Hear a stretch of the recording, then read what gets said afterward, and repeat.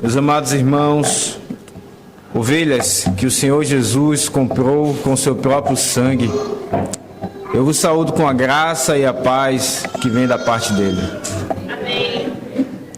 Irmãos, abramos as nossas Bíblias em Gênesis, capítulo de número 22, final do capítulo.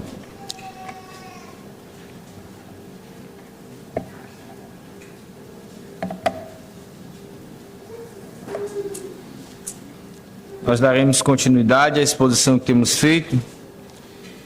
Nós iremos ler e expor pela graça do Senhor nesta manhã Gênesis 22, a partir do verso de número 20, até o final do capítulo de número 23. Gênesis 22, verso 20, até e todo o capítulo 23. Assim está escrito. Eu peço que os irmãos acompanhem com atenção e lembrem-se, esta é a palavra do Senhor. Passadas essas coisas, foi dada a notícia a Abraão nestes termos: Milca também deu à luz filhos a Naor, teu irmão, Uz, o primogênito, Buz, seu irmão, Quemuel, pai de Arã, Quezed, Razo, Pildas, Gidlaf e Betuel. Betuel gerou a Rebeca. E estes 8 deu à luz Milca a Naor, irmão de Abraão. Sua concubina, cujo nome era Reumá, lhe deu também à luz filhos, Teba, Gaã, Taás e Maaca. Tendo Sara vivido 127 anos, morreu em Kiriat Arba, que é Hebron, na terra de Canaã. Veio Abraão lamentar Sara e chorar por ela. Levantou-se depois Abraão da presença de sua morta, e falou aos filhos de Et: Sou estrangeiro e morador entre vós. Dai-me a posse de sepultura convosco, para que eu sepulte a minha morta. Responderam os filhos de Et a Abraão, dizendo: Ouve-nos, Senhor, tu és o príncipe de Deus entre nós. Sepulta numa das nossas melhores sepulturas a tua morta. Nenhum de nós te vedará a sua sepultura para sepultares a tua morta. Então se levantou Abraão e se inclinou diante do povo da terra, diante dos filhos de Et, e lhes falou, dizendo: Se é do vosso agrado que eu sepulte a minha morta, ouvi-me e intercedei por mim junto a Efron, filho de Zoar, para que ele me dê a caverna de Macpela, que tem no extremo do seu campo, que me dê pelo devido preço, em posse de sepultura entre vós. Ora, Efron, o Eteu, sentando-se no meio dos filhos de Et, respondeu a Abraão, ouvindo os filhos de Et, a saber, todos os que estavam pela porta da sua cidade: De modo nenhum, meu senhor, ouve-me. Dou-te o campo e também a caverna que nele está. Na presença dos filhos do meu povo te dou, sepulta a tua morta. Então se inclinou Abraão diante do povo da terra e falou a Efron na presença do povo da terra, dizendo: Mas se concordas, ouve-me, peço-te. Darei o preço do campo, toma-o de mim e sepultarei ali a minha morta. Respondeu-lhe Efron: Meu senhor, ouve-me. Um terreno que vale 400 ciclos de prata, que é isso entre mim e ti? Sepulta ali a tua morta. Tendo Abraão ouvido isso a Efron, pesou-lhe a prata, de que lhe este de falara diante dos filhos de Et, 400 ciclos de prata, moeda corrente entre os mercadores. Assim o campo de Efron, que estava em Macpela, fronteiro a Manre, o campo, a caverna e todo o arvoredo que nele havia, e todo o limite ao redor, se confirmaram por posse a Abraão, na presença dos filhos de Et, de todos os que entravam pela porta da sua cidade. Depois sepultou Abraão a Sara, sua mulher, na caverna do campo de Macpela, fronteiro a Manre, que é Hebron, na terra de Canaã. E assim pelos filhos de Et se confirmou a Abraão o direito do campo e da caverna que nele estava em posse de sepultura. Amém.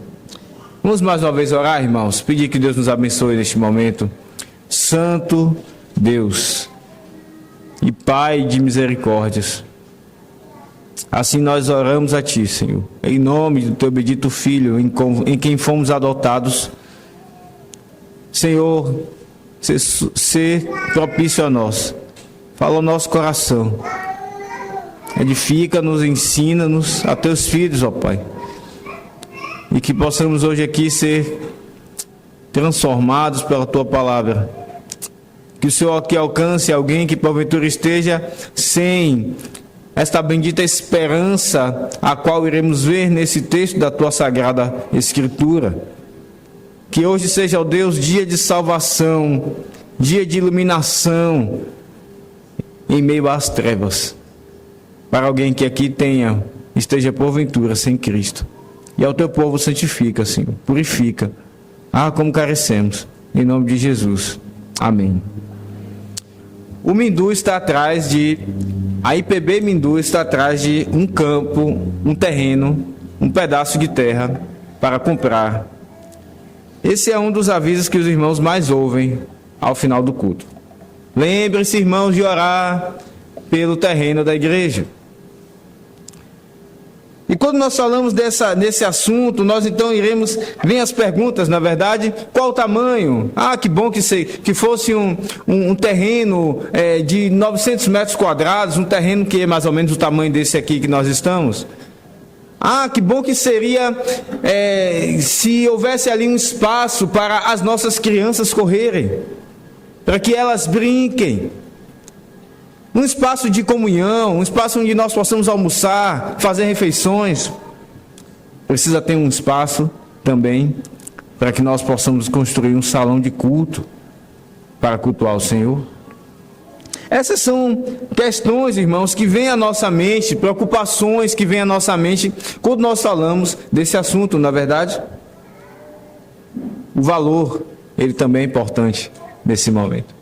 Casar essas características, queremos, com o valor que nós temos para pagar, é um desafio. Também tem sido, não é verdade? E por que estamos falando disso? Porque é interessante, é curioso, como o Senhor utiliza coisas dessa vida terrena e temporal para que elas passem a participar de algo que é eterno e celestial.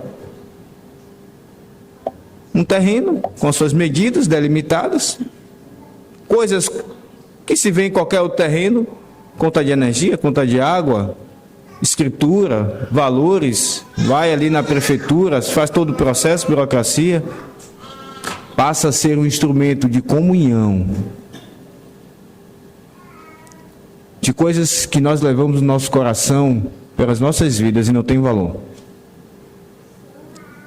O momento, o local onde temos o encontro com o Deus das nossas vidas, dominicalmente. Estamos diante da sua face. Ali crescem os nossos filhos. O desejo do nosso coração é que eles cresçam ali, os filhos deles ali estejam. E assim seja até que Cristo volte. Você percebe como algo terreno, temporal, começa então a participar e nos trazer valores celestiais e eternos? Meus irmãos, é isso que vemos nesse texto. Abraão está numa situação difícil, mais uma situação de provação na sua vida. Agora a sua esposa morre, mas nós percebemos no relato do texto o Espírito Santo, aquele que é o autor de toda a Escritura, guiando aquele que registrou esse texto, Moisés. A forma como é relatada é importante para nós, não pode passar desapercebido. Abraão, ele passa por um momento de grande dor. Mas a ênfase do texto não é essa. O texto mostra como ele passou luto, isso doeu no seu coração, mas se você notar, em todo o capítulo, o que mais está sendo detalhado não é a dor de Abraão. O que mais está sendo detalhado é a negociação de Abraão pela terra. Mas isso não é algo meramente terreno. Existia uma motivação de Abraão por detrás ao se submeter a todo esse processo. São 3 etapas que Abraão aqui se submete de negociação. Ele vai com um, depois vai com outro grupo e depois vai com esse chamado Efron, até que ele paga um valor e ele obtém a posse de um terreno. Mas isso não é apenas a posse de um pedaço de terra. Isso tem um valor imensurável para Abraão. E nós veremos isso nesse texto. Meus irmãos, esse texto ele pode ser dividido de 2 formas. A primeira delas, e esse será o nosso primeiro ponto: o Senhor providencia os meios para a multiplicação da descendência de Abraão. E a segunda delas, Abraão providencia a terra para a habitação da sua descendência. Em primeiro lugar, o Senhor providencia os meios para a multiplicação da descendência. E em segundo lugar, Abraão providencia a terra para a habitação da sua descendência. Veja, vamos por partes. Veja o verso número 20. No final do capítulo 22 diz o texto: passadas estas coisas foi dada a notícia a Abraão nestes termos: Milca também tem dado à luz filhos a Naor teu irmão. Uz, o primogênito, Buz, o seu irmão, Quemuel, pai de Aram, Quésia de Azo, Pildas, Gidlaf e Betuel. Betuel gerou a Rebeca. Estes 8 deu à luz Milca a Naor, irmão de Abraão. Sua concubina, cujo nome era Reumá, lhe deu também à luz filhos, Teba, Gaã, Taás e Maaca. Aqui nós vemos o Senhor providenciando os meios para a multiplicação da descendência de Abraão. Ora, Abraão, em algum tempo, que nós não sabemos quanto se passou, veja que no verso 20 diz: passadas essas coisas, é uma forma do narrador inspirado nos mostrar que algum tempo passou, não sabemos exatamente quanto, mas o fato é que Abraão havia ouvido a promessa. Depois que Deus disse a Abraão: sacrifica o teu filho. Aquilo doeu no coração de Abraão, foi difícil, mas ele vai ao Monte Moriá, ele está disposto de fato a sacrificar Isaque, e uma vez que Deus percebe que o Deus de Abraão não era Isaque, mas era o Senhor da aliança, Deus agora então reforça as suas promessas de abençoar o próprio Isaque e também a sua descendência. Então aqui Deus promete essa multiplicação. Nós vimos isso na última ocasião. Abraão ouve isso. Mas nós não sabemos quanto tempo passou. Ele continua esperando. Isaque agora já é vivo, Isaque é um rapazinho, mas Deus promete multiplicação de descendência. Quem seria a mulher de Isaque? Com quem ele se casaria? Onde Abraão iria achá-la? O Senhor providencia tudo. Abraão espera. E ele então ouve a notícia. Passadas essas coisas, passada aquela ratificação da promessa, foi dada a notícia: Milca também tem dado à luz filhos a Naor, teu irmão. Para Abraão e também para os crentes, meus irmãos, a notícia da gravidez ela não é acaso. Não é meramente como uma notícia de Instagram, de WhatsApp, de jornal, ou qualquer que seja o meio que você use, e que ela vem assim como de forma despretensiosa. Não! Cada ponto está sendo colocado pelo Senhor da história, pelo Senhor da providência. E quando Abraão então ouve que agora seu irmão tem filhos, certamente ele liga as coisas. A promessa de Deus. Deus está providenciando. E nós já sabemos. Abraão ainda não sabia, é verdade. Mas nós já sabemos que um desses filhos era Rebeca. Aquela que seria a esposa de seu filho Isaque. Deus está então aqui providenciando, perceba, os meios para essa multiplicação que Ele mesmo prometeu. Ainda não é o descendente. Certo? mas as coisas estão encaminhadas. Deus está abrindo os caminhos. Então ele providencia esses meios para a multiplicação da descendência, como ele prometeu. Mas nós percebemos aqui algo curioso. Nesse relato de nomes tão diferentes, que não são comuns para nós, perceba um detalhe.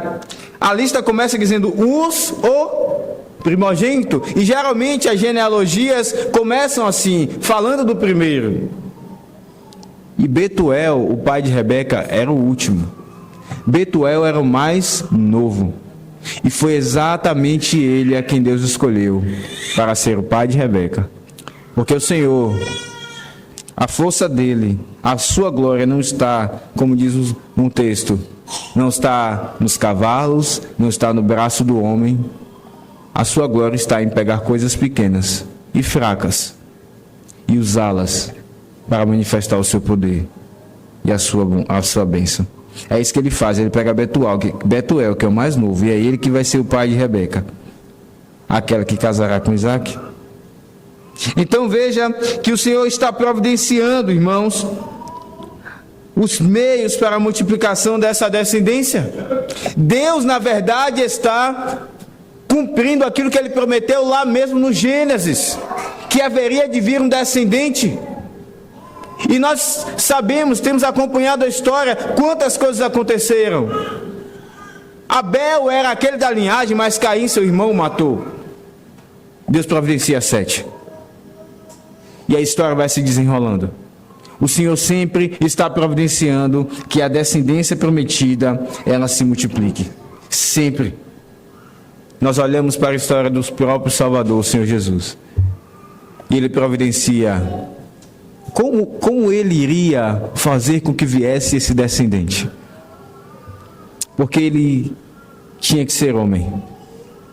Mas Ele não poderia ser só homem. Ele também tinha que ser Deus. Isso seria muito mais difícil do que providenciar uma mulher para Isaac. O Senhor faz com que o Senhor Jesus seja gerado no ventre de Maria. Maria e José, ambos da mesma linhagem, da descendência de Judá, como havia sido prometido. Mas José não tinha tido relação com Maria. O Senhor providencia tudo no seu devido tempo. Ele cumpre de fato a sua promessa. Esse é o nosso primeiro ponto. Deus providencia aqui os meios para a multiplicação da sua descendência. Mas agora vem o nosso segundo ponto. Abraão providencia a terra para a habitação da sua descendência. E talvez você ache curioso isso. Ora, mas não é Deus que providencia todas as coisas? Sim e não. Sim e não. Sim, é verdade que Ele providencia tudo, porque nada temos, como diz Paulo, que não havíamos recebido das suas mãos.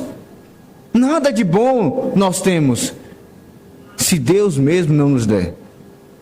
Mas é verdade, meus irmãos, que a semelhança daquilo que vimos no último capítulo, onde Deus diz: Abraão, não sacrifique o rapaz, porque agora vejo que temes a Deus.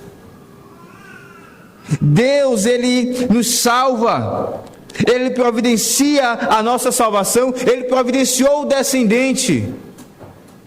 Mas há algo que nós ainda precisamos fazer. É por isso que Paulo diz: desenvolvei a vossa salvação com temor e tremor. Ainda há um trabalho. E é isso que Abraão faz aqui. E ele faz isso num cenário muito difícil. Ele recebeu a promessa, mas agora, meus irmãos, ele tem que agir com fé num momento de drama.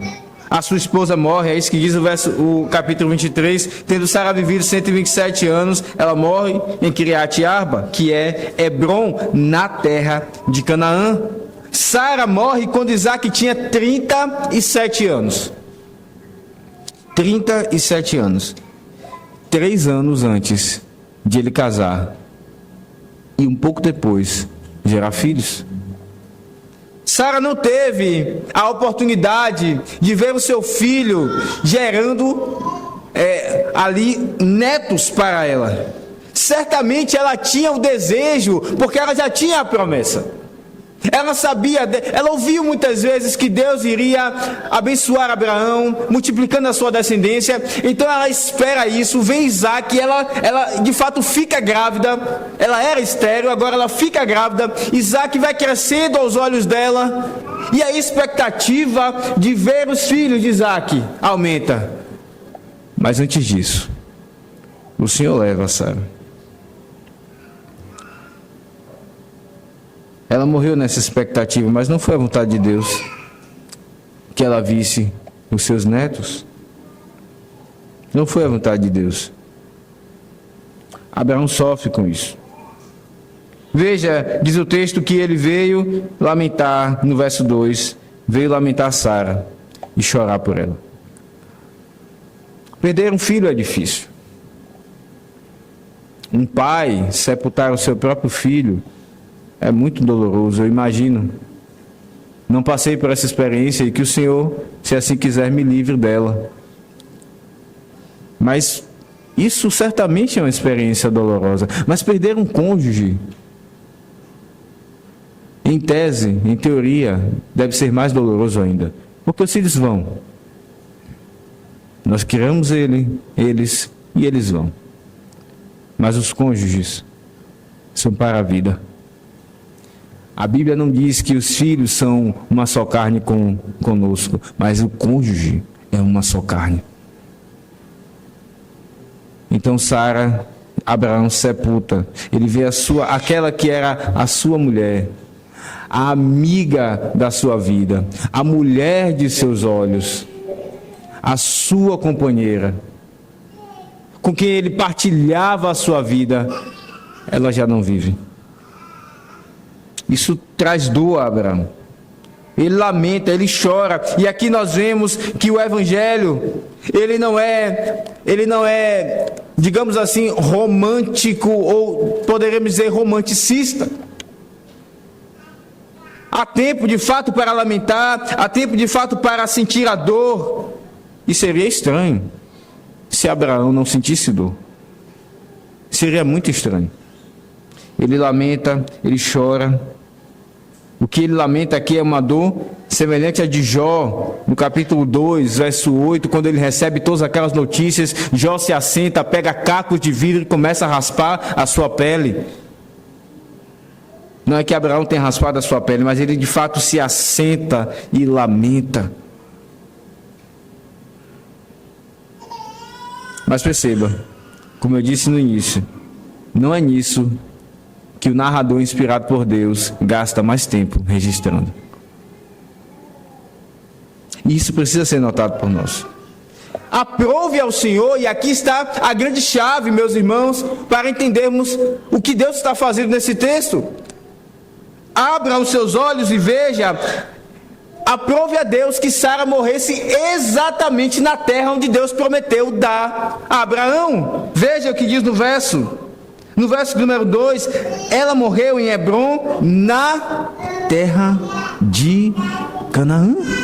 Ela poderia ter morrido em qualquer outro lugar, em outras viagens de Abraão, mas ela morreu exatamente na terra onde Deus prometeu dar a Abraão e a sua descendência. Isso é providência divina. Deus está guiando todas as coisas, mesmo em um momento tão difícil, duro e triste para Abraão. E ele realmente faz. Ele está cumprindo a sua promessa. Aqui nós vemos, meus irmãos, que as nossas vidas, ainda que elas tenham esses tons negros, escuros, difíceis, cada um deles faz parte da sábia e maravilhosa providência de Deus. E é exatamente nesse contexto, inclusive cumprindo aqui aquilo que Deus prometeu a Abraão, que ele seria a autoridade. E é isso que nós vemos quando esses homens, Abraão vai até eles e eles respondem: tu és príncipe, diz no verso 6, de Deus entre nós. Deus estava cumprindo de fato aquilo que ele prometeu a Abraão.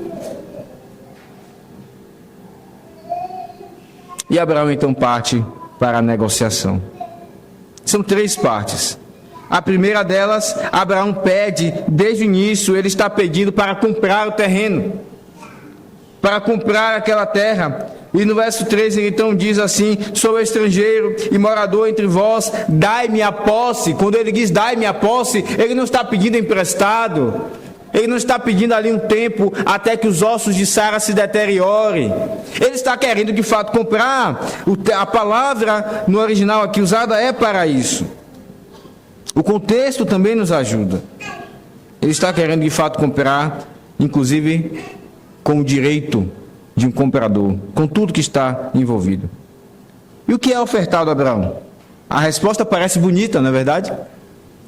A resposta parece muito generosa. Veja, no verso de número 6, ouve-nos, Senhor, Tu és príncipe de Deus entre nós, sepulta numa das nossas melhores sepulturas a Tua morta.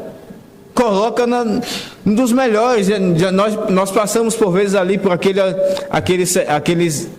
aquele cemitério ali no centro e ficamos olhando sepulturas muito portentosas, não é verdade? Há cemitérios mais simples. Aquele ali no centro, no Boulevard, tem sepulturas bem portentosas.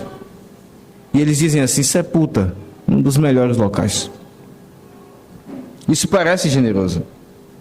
Mas embora eles respeitassem Abraão, eles não o respeitavam a tal ponto de vender.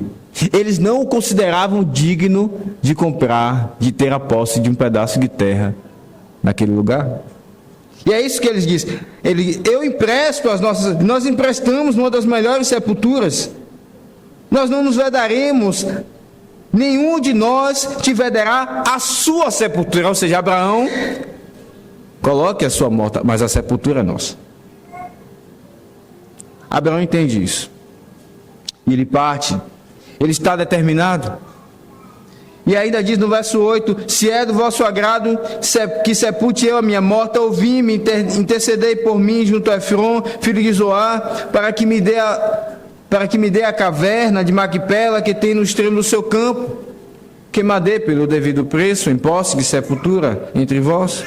Aqui mais uma vez Abraão, ele investe nessa negociação, e agora ele deixa explícito a sua intenção: que me dê pelo devido preço. Abraão insiste e diz: não, eu percebi que vocês estão querendo me emprestar, mas eu quero mesmo é comprar. Irmãos, Abraão está num momento de dor em sua vida, mas ele está atravessando essa dificuldade, porque a terra, ela é valiosa aos olhos dele. Ele está se submetendo a esse processo. Ele percebe a resistência e ele não desiste. Ele passa então a uma terceira etapa. O verso 10 diz: ora, Efron, o heteu, sentando-se no meio dos filhos de Et, respondeu a Abraão, ouvindo os filhos de Et, a saber todos que entravam pela porta da sua cidade. Agora Abraão está no local da negociação. Na porta da cidade, era onde aconteciam as audiências. As autoridades ficavam ali, as maiores decisões eram tomadas ali. E Abraão agora vai a esse homem chamado Efron, no local exato, no local inclusive solene. E ele está agora com um homem de posses. Efron parece ser um dos maiores donos de terra naquele local, se não aquele que é o dominador, o governador desse clã. Então veja, Abraão parte mais uma vez para essa negociação, mas Efron, ele ainda insiste na ideia de ceder a sepultura emprestada, até que Abraão diz: não, eu quero de fato comprar. Se concordas, ouve-me, peço, de verso 13, darei o preço do campo, toma-o de mim e sepultarei ali a minha morta. E diz então Efron no verso de número 16, aliás, 15, meu senhor, ouve-me, um terreno que vale 400 ciclos de prata, que é isso entre mim e ti? Alguns vão dizer que esse valor cobrado por Efron era absurdo. Efron, ele se aproveita da dor de Abraão. É como alguém que quer comprar algo e o vendedor percebe que aquela pessoa está muito interessada naquele objeto, naquele produto, e se aproveita disso. É como nos dias em que há muita procura por algum objeto e os vendedores eles se aproveitam e colocam o preço 3 vezes mais, 4 vezes, 5 vezes mais do que o valor normal. É isso que Efron está fazendo, muito provavelmente. Mas Abraão deixa claro: eu sou peregrino. Embora ele seja peregrino, ele mostra aqui a habilidade para negociar. Abraão não é um peregrino como que à parte e totalmente alheio ao local onde ele vivia. Abraão era alguém que sabia, ele estava caminhando para a terra celestial. É isso que diz Hebreus 11. Mas ele não é alguém aluado. Ele não é alguém totalmente alheio, inclusive às práticas de negociação que aconteciam naqueles dias. Então Abraão consegue de fato, ele pesa o dinheiro, isso não lhe dói, ele está determinado. Ele está determinado, irmãos, porque a promessa de Deus para a vida dele e de sua descendência é mais valiosa do que qualquer dinheiro que ele tem. A vida de seus filhos, o local onde eles viveriam. E quando nós falamos de terra, aqui nesse contexto, nós falamos de proteção. Nós lemos inclusive, o salmista orando pelos muros de Jerusalém, falando da proteção do povo, porque era de fato muito comum invadir a cidade. Até que o Salmo 122 diz: paramos os nossos pés na cidade. Então, quando Abraão se empresta a essa situação, ele está pensando na proteção de seus filhos, mas não apenas isso, ele está pensando na bênção de um local em paz que eles viveriam, e ele está pensando na habitação do próprio Deus no meio dos seus filhos. Tudo isso está junto, é uma coisa só. Nós dividimos didaticamente, mas Abraão mira um alvo.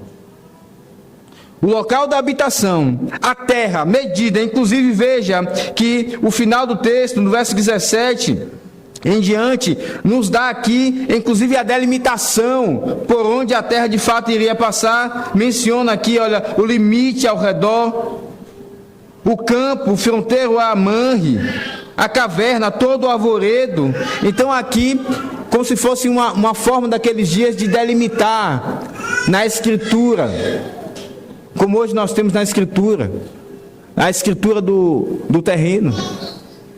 Vai até aqui, até tal lugar, tantos metros, na rua tal, no número tal. Então, de fato, Abraão aqui mostra uma preocupação, meus irmãos, na habitação de Deus no meio do seu povo.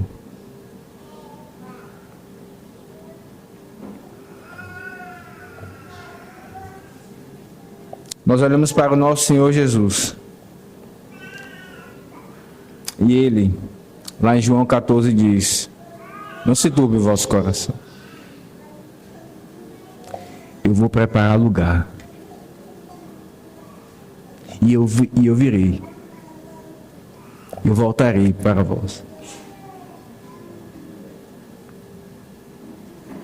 Abraão está se esforçando para cumprir a promessa que ele tem com Deus.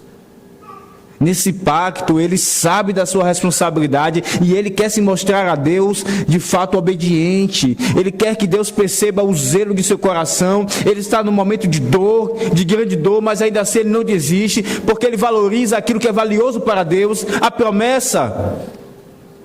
Mas nós olhamos para o nosso Salvador e vemos que ele não se submeteu apenas a meras negociações, ele se submeteu à cruz para comprar a terra, os novos céus e nova terra. E ele diz: eu vou preparar. É ele que vai à nossa frente. E ele então inaugurou esse local. Ele entrou, ainda não são os novos céus e a nova terra, mas ele já entrou nos céus. Ele é o primeiro homem perfeito. Não está ali apenas a sua alma, mas o seu corpo está ali também. E ele está preparando esse local. A nossa vida está escondida nele, meus irmãos. Abra sua Bíblia lá em Colossenses 3.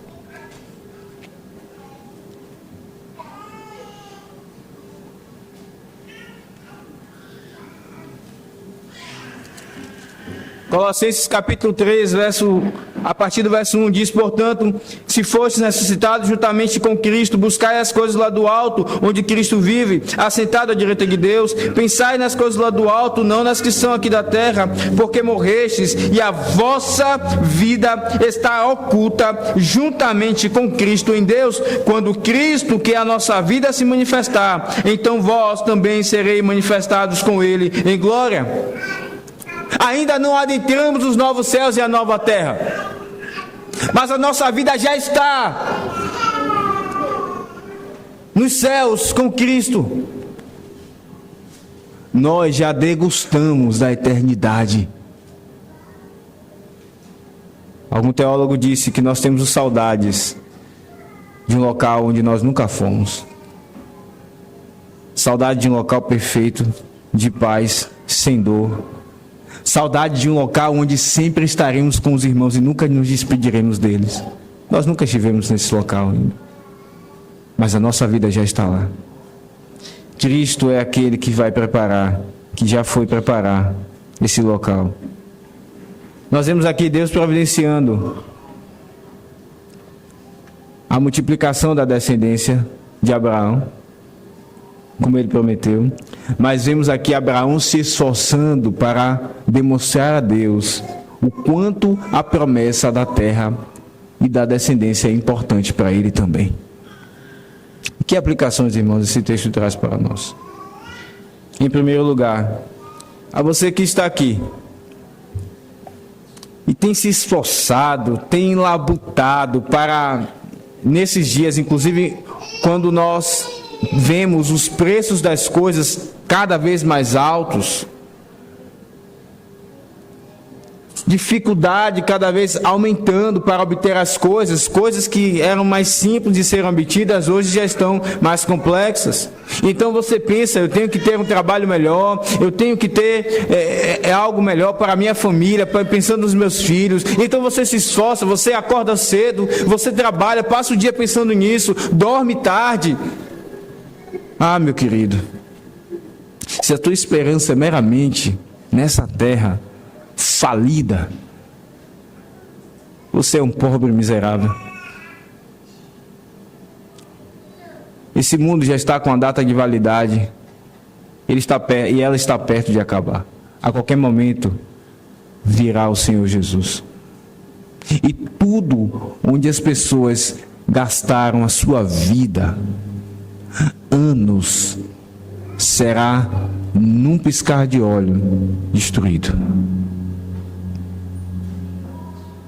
E junto com isso, a vida delas também. Essa é a sua esperança?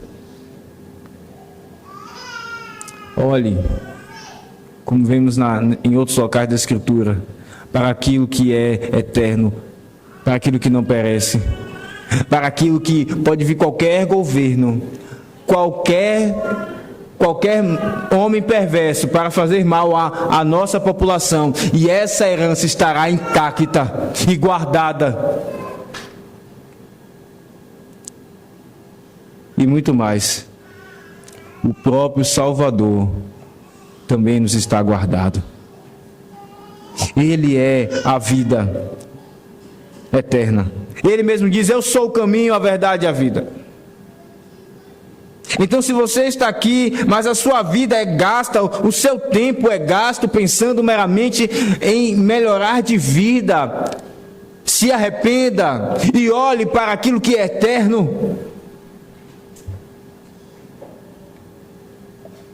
Como Abraão fez.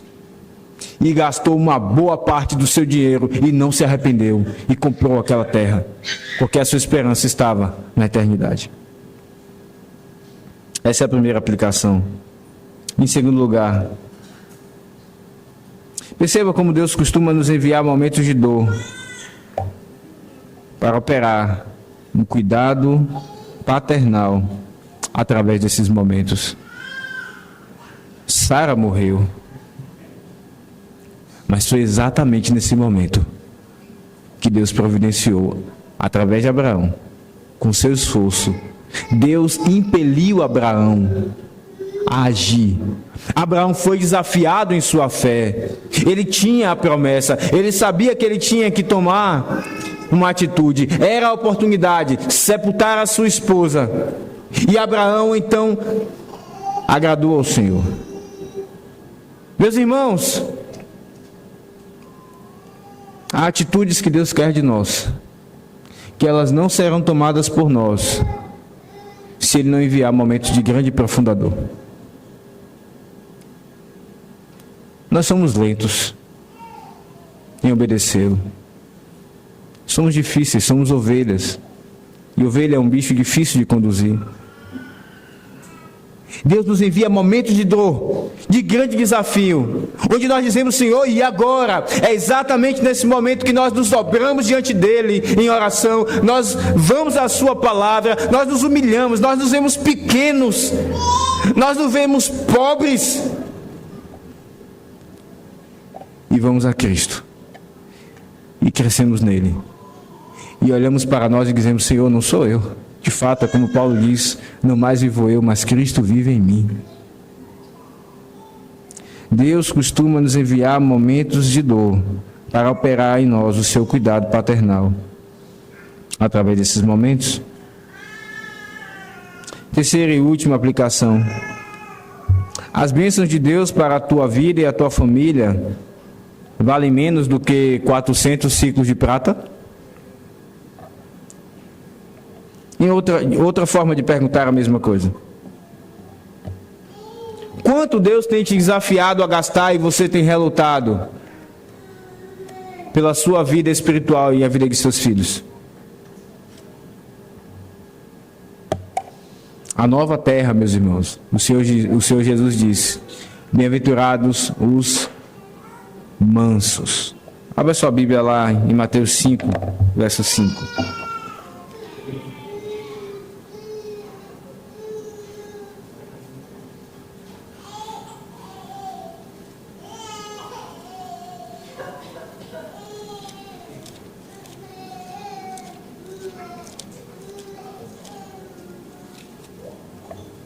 Mateus 5:5. Bem-aventurados os mansos, porque herdarão a terra.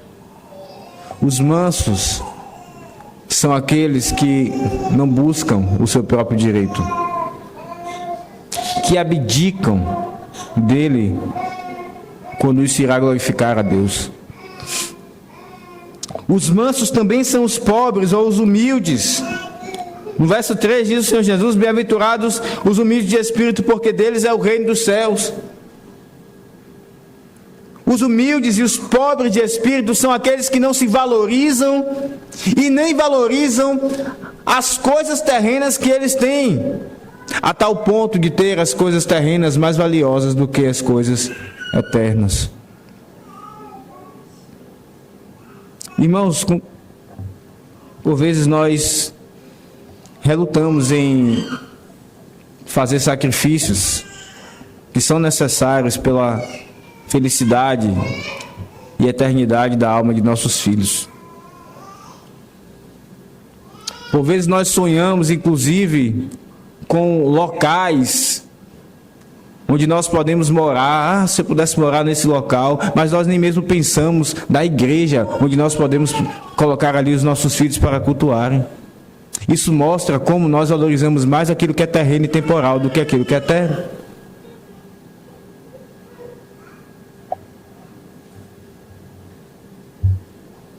Ainda que for necessário, gaste os 400 ciclos de prata. Gaste o seu dinheiro. O dinheiro é para ser gastado. Esforço é para ser gastado naquilo que é necessário. E assim, nós teremos a paz e a segurança em nossos corações de que estamos caminhando para essa terra.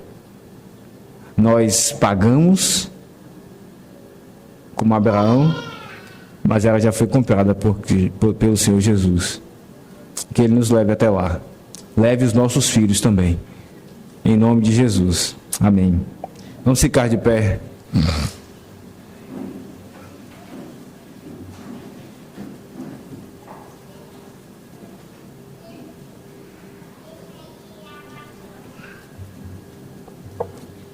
Vamos orar, irmãos. Maravilhoso Deus e Pai de amor, como o Senhor nos ensina pela Tua palavra, Pai. Como o Senhor fala através de textos que aparentemente não tem tantas coisas a serem faladas. Através de coisas simples, nomes diferentes, medidas de locais. Nós lembramos, ó Deus, que o Senhor é o Deus que era, que é e que há de vir, na pessoa de Teu bendito Filho. Nós lembramos, ó Deus, que esse mundo e essa terra, ela já está para chegar ao prazo de sua validade. Esse é o dia em que nós lembramos, ó Deus, de que se ressuscitou o Teu bendito Filho, então, Ele sendo o novo homem, Ele sendo a nova criação, o primogênito da nova criação, Ele traz consigo, Ele prepara consigo a vida, o conforto eternos para nós e nossos filhos. Assim é a promessa. Nós hoje miramos o Teu bendito Filho, ó Deus.